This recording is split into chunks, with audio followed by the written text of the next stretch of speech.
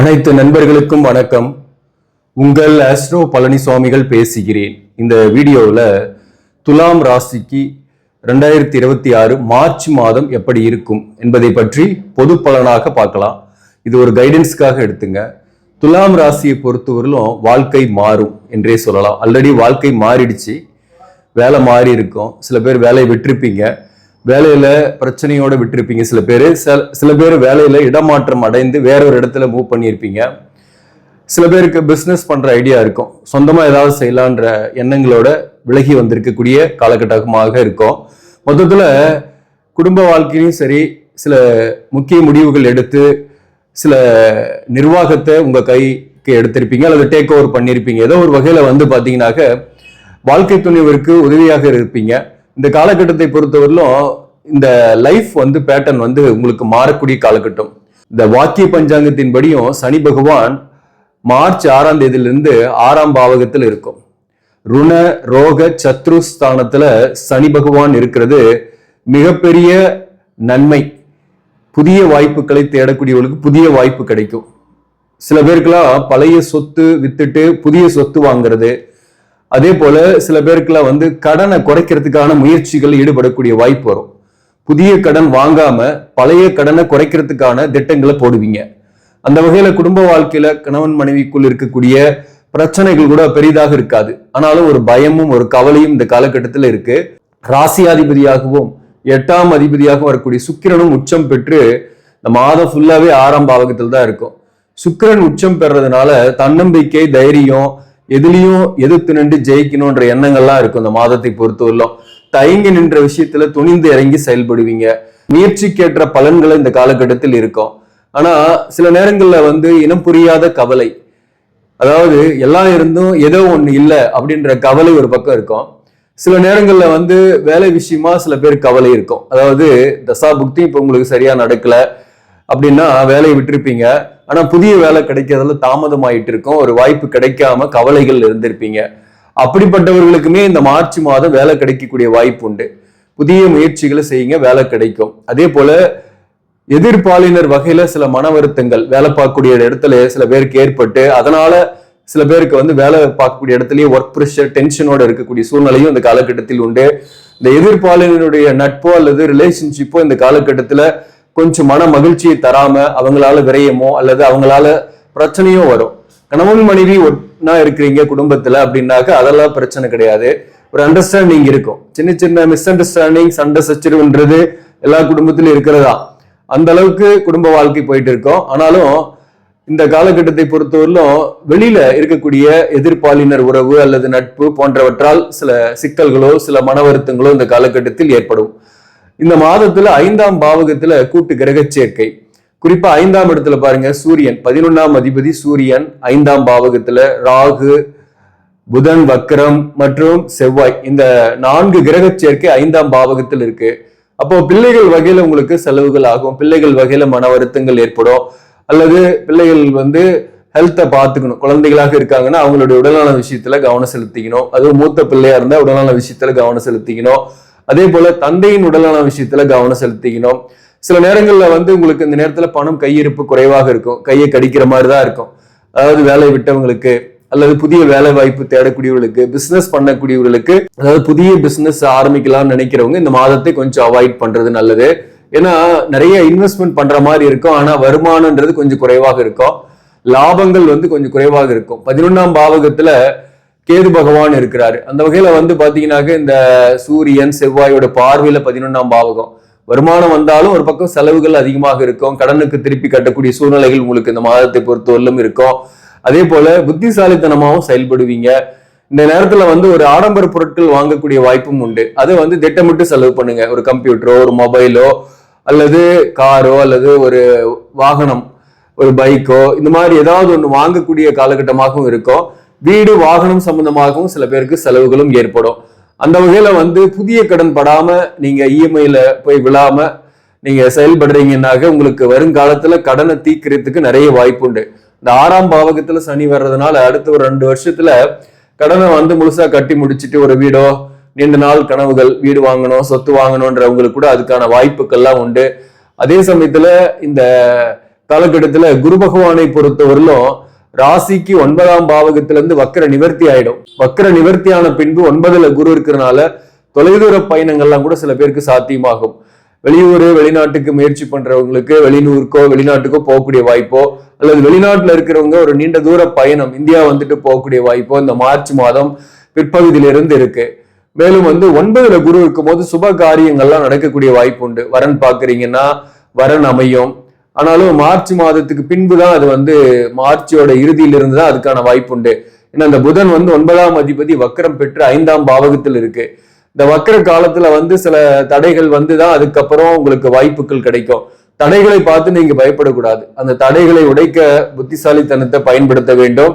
இந்த 5ஆம் பாவகத்துல கூட்டு கிரக சேர்க்கை இருக்கிறது ஒரு வகையில பாத்தீங்கன்னாக்க குலதெய்வ கோயிலுக்கு போயிட்டு வருது, அங்காளி பங்காளிகளோட சில மன வருத்தங்கள் அங்க வரக்கூடிய வாய்ப்பு போன்றவையெல்லாம் ஏற்படும். அதாவது சொந்த பந்தம், குறிப்பா சகோதர வழி உறவுகள்லாம் அந்த நேரத்துல கொஞ்சம் மன வருத்தத்தை கொடுக்கும்.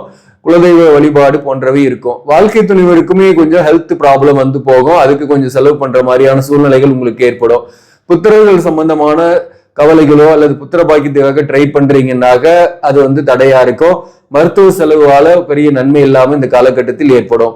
சிறுதூர பயணம் போயிட்டு வரக்கூடிய வாய்ப்பு, ஒரு டிராவல் மாதிரி போயிட்டு சுற்றுலா மாதிரி போயிட்டு வரக்கூடிய வாய்ப்பு சில பேருக்குலாம் உண்டு.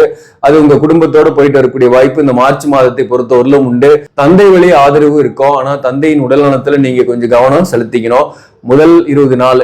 அதுக்கப்புறம் தந்தையோட உடல்நலம் பெரிய அளவுக்கு பாதிப்பு கிடையாது. சோ புதன் வக்கர காலம் என்பது மட்டும் பாத்தீங்கன்னா ஒப்பந்தங்கள்ல கையெழுத்து போடும் போது கவனமா இருக்கணும். புதிய ஒப்பந்தங்களை போடுறீங்கன்னாக்க படிச்சு பார்த்துட்டு போடணும், அல்லது ஒப்பந்தங்கள் போடுவதை தவிர்க்கிறது நல்லது. மேலும் இந்த காலகட்டத்தை பொறுத்தவரையிலும் பிள்ளைகள் வகையில விரயங்கள், சொந்தங்கள் சொத்துக்கள் வகையில கொஞ்சம் செலவுகள் போன்றவை ஏற்படும். சில சொந்தக்காரங்க உங்களுக்கு தேடி வரலாம், கொஞ்சம் பணம் கொடுங்கன்னு ஹெல்ப் பண்றதுக்காக வரலாம். அந்த வகையில கொடுத்த பணம் வாங்க முடியாத சூழ்நிலைகளும் இந்த காலகட்டத்தில் ஏற்படும். அதனால கொடுக்கல் வாங்கல்ல கொஞ்சம் கவனமாக இருங்க.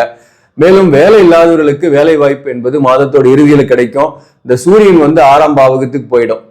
மார்ச் 15ல இருந்து அங்க சனி அஸ்தங்கப்படுத்தும். சுக்கிரன் சூரியன் இந்த கிரக சேர்க்கை இருக்கிறதுனால லாபஸ்தானாதிபதி 6ஆம் பாவகத்தில் இருக்கிறது. கடனை கொஞ்சம் மாதத்தோட பிற்பகுதியில ரீபேமெண்ட் பண்றக்கூடிய சூழ்நிலை வரும். பழைய கடனை அடைக்கிறதுக்கு முயற்சி பண்ணுவீங்க. அதே போல மாதத்தோட பிற்பகுதியில வேலை இல்லாதவர்களுக்கு வேலை வாய்ப்பு கிடைக்கும். போட்டித் தேர்வு எழுதுறீங்கன்னா கூட அதுல சக்சஸ் ஆகிறதுக்கு வாய்ப்பு உண்டு. உங்க ஜாதகத்திலே அரசு பணிக்கு போறதுக்கான பிராப்தம் இருக்கணும். அதே போல எதிரிகள் எதிர்ப்புகளை வெல்லக்கூடிய வாய்ப்பும் இந்த காலகட்டத்தில் உண்டு. வழக்குகள்ல இருக்கீங்கன்னாக்க வழக்குகள்ல சாதகமான தீர்ப்போ அல்லது சாதகமான வழக்கு செல்லக்கூடிய வாய்ப்போ இந்த காலகட்டத்தில் ஏற்படும். சூரியன் 6ஆம் பாவகத்துல உபஜய ஸ்தானத்தில் இருக்கிறது உங்களுக்கு எதிரி எதிர்ப்புகளை வெல்லக்கிறதுக்கு மிக அற்புதமாக உதவும். அந்த வகையில மாதத்தோட பிற்பகுதியிலையும் சிறப்பாக தான் இருக்கு. ஸோ 100% உங்க வாழ்க்கை மாறும்.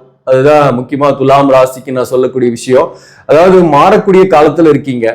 சில மாற்றங்கள் தவிர்க்க முடியாதா இருக்கும். அதை ஜாதகத்தின் அடிப்படையில உங்க ஜாதகத்துல நல்ல தசாபுக்தி நடக்குது, நல்ல கொடுப்பணியோடய பிறந்திருக்கீங்கன்னா பாசிட்டிவான மாற்றங்கள் நிறையவே வரும். ஒரு மோசமான வேலையில இருந்து விட்டுட்டு நீங்க ஒரு நல்ல வேலைக்கு போறதோ அல்லது நல்ல ஒரு தொழில் செய்யக்கூடிய வாய்ப்போ ஏற்படும். பிசினஸ் பண்றது மட்டும் ஜூன்ல இருந்து ஸ்டார்ட் பண்ணுங்க, அது வரலும் வேண்டாம். அதே போல உங்க ஜாதகப்படி நல்ல தசாபுக்தி நடக்கல, பிரச்சனை இருக்கு அப்படின்னாக்க நீங்க திடுதிப்புன்னு உங்களை வேலையை விட்டு அனுப்பிச்சிருப்பாங்க. நீங்க புதிய வாய்ப்பு தேடிக்கிட்டு அலைஞ்சிட்டு இருக்கிற மாதிரி இருக்கும்.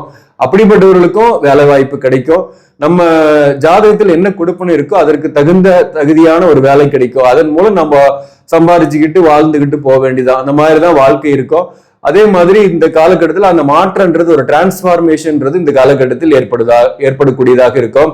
அது குடும்ப வாழ்க்கையிலும் சரி அல்லது வேலை வாய்ப்பு தொழில் போன்றவற்றிலும் ஒரு டிரான்ஸ்பார்மேஷன் ஆகக்கூடிய காலகட்டம் தான் துலாம் ராசியை பொறுத்தவரையிலும் பாசிட்டிவா தான் மேக்சிமம் இருக்கும். பயப்பட வேண்டியதுல கோச்சார கிரகங்களின் அடிப்படையில சொல்லணும்னா 100% பாசிட்டிவாவே இருக்கு.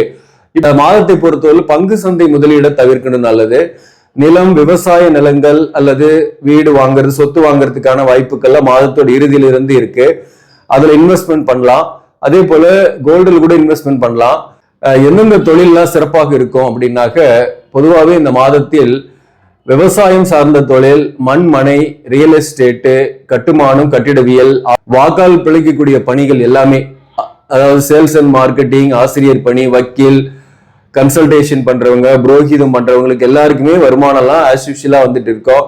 அரசு பணியில் இருக்கிறவங்களுக்கும் ஒரு நல்ல ஒரு இடமாற்றம் அமையலாம், அல்லது ஆல்ரெடி உங்களுக்கு இடமாற்றம் அமைஞ்சிருக்கும். ஒர்க் ப்ரெஷர் இருக்கும் ஒர்க் பண்ற இடத்துல, சில பேருக்கு வேலையை விட்டுட்டு இருக்கிறவங்களுக்கு அலைச்சல்கள் பயணங்கள் இருக்கும், வேலை தேடக்கூடிய சூழ்நிலைகள் இந்த காலகட்டத்தில் இருக்கும்.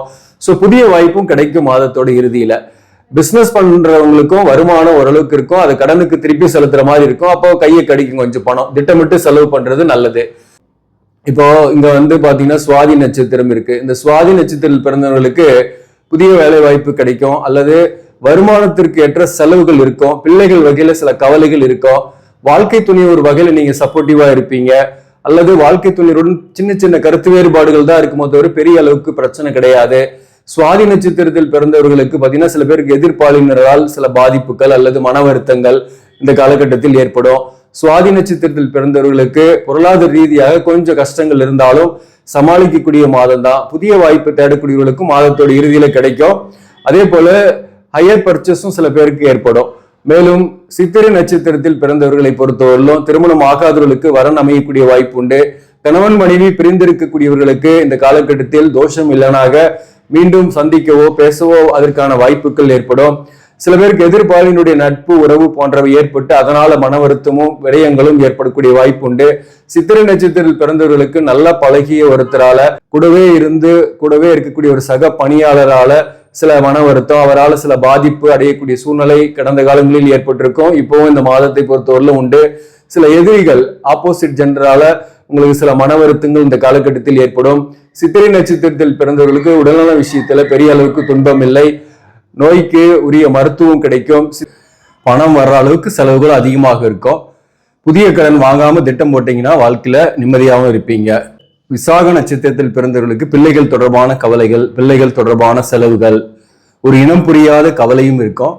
உடல்நல விஷயத்துல கொஞ்சம் கவனம் செலுத்தீங்க. பணம் கையை கடிக்கும், கடனை தீர்க்கறதுக்கான திட்டம் போடுவீங்க, புதிய வேலை வாய்ப்புகள் கிடைக்கும். பிசினஸ் பண்ணக்கூடியவர்களுக்கு ஆஸ் யூஷுவல் இன்கம் கிடைச்சாலும் நிறைய எக்ஸ்பென்சஸ் ஆகும். அதே போல இந்த காலகட்டத்தை பொறுத்தவரை விசாக நட்சத்திரத்தில் பிறந்தவர்களுக்கு அலைச்சல்கள் பயணங்கள் ஏற்படும். விசாக நட்சத்திரத்தில் பிறந்தவர்களுக்கு எதிர்ப்பாளினர் உறவு அல்லது எதிர்ப்பாளினுடைய நட்பால சில மன வருத்தங்கள் இந்த காலகட்டத்தில் ஏற்படும், சரியா இருக்காது. சகோதர வழி உறவு அல்லது எதிர்ப்பாளினர் உறவு நிலை விசாக நட்சத்திரத்தில் பிறந்தவர்களுக்கு இந்த காலகட்டத்துல மன வருத்தத்தை கொடுக்கும், அல்லது அவரால் பிரச்சனை இருக்கும், அதுல பாதிப்படையக்கூடிய வாய்ப்பு உண்டு. கவனமாக இருக்கணும். மற்றபடி பாத்தீங்கன்னா இந்த மாதம் சிறப்பான மாதம். துலாம் ராசியில பிறந்தவங்க இந்த மாதத்தை பொறுத்தவரையிலும் நீங்க வழிபட வேண்டிய தெய்வம் எதுனாக்க, மாதத்துல சனிக்கிழமை பெருமாள் கோயில் போயிட்டு துளசி மாலை அணிவித்து பெருமாளை வழிபாடு செஞ்சுட்டு வாங்க, நன்மைகள் நடக்கும். ஆக நண்பர்களே, இந்த பதிவு உங்களுக்கு பிடிச்சிருந்தாக லைக் பண்ணுங்க, இதை மற்றவர்களுக்கும் ஷேர் பண்ணுங்க. இன்னும் நம்ம சேனலை சப்ஸ்கிரைப் பண்ணாம பாக்குறவங்க சப்ஸ்கிரைப் பண்ணி கண்டினியூ பண்ணுங்க. இதன் மூலம் உங்களுக்கு ஒரு சரியான ஜோதிட தகவல்களும் ஆன்மீக தகவல்களும் கிடைக்கும். நன்றி, வணக்கம்.